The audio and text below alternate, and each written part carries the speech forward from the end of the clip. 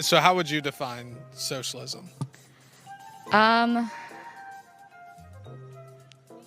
honestly not that familiar with the term. I feel like I'm not as informed on the problem as I'd like to be, but I would say that capitalism is kind of the driver for a lot of the problems that we have in America, yeah. Giving workers the means to production. To be honest, my understanding of it is not as amazing as I would like it to be. All right, let's welcome in the guest, the guy who was doing the questioning there, Addison Smith, video reporter at Campus Reform. Addison, we just played a little clip there, but what do you make of the responses that you heard from the students?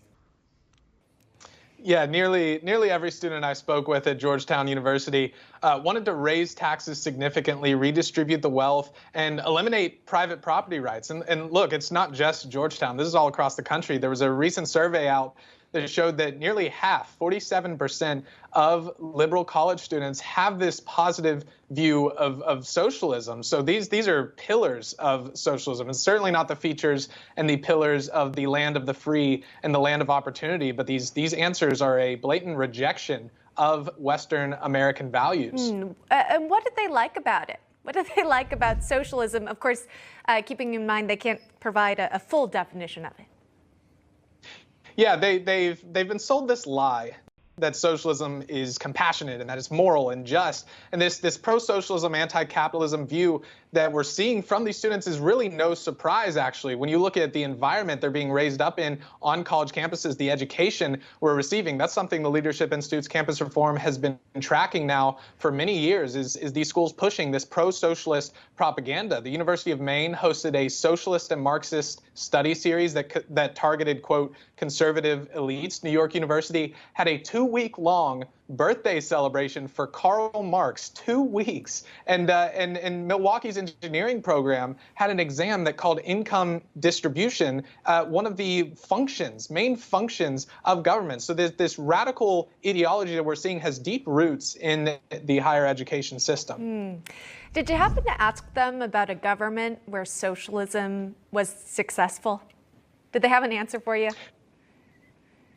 No, they didn't. And like I said, they've been taught that it's compassionate, but if you look at the history and you look at the fact that everywhere and every time it has been tried, it has failed. If you look at the fact that 100 million dead bodies in the 20th century would probably disagree with the idea of socialism being good and being fair. And look, when you talk to people who have fled socialist countries, they will tell you the same thing. And I did just that several weeks ago. I talked to Cuban protesters outside of the White House, and they all had the same message for these college students. You do not want socialism. It is evil. It is destructive. It is chaos. It kills people. And so when you talk to these students, when you make it personal to them and you say, okay, you're for wealth redistribution. You've never lived under socialism, but let's make it personal to you. That's what I did in this video. And I said, would you be okay with redistributing your grade to classmates in a group project who didn't do any work, or to classmates who don't have notes for an open notes test? Would you give them your notes? And that's when they started to see that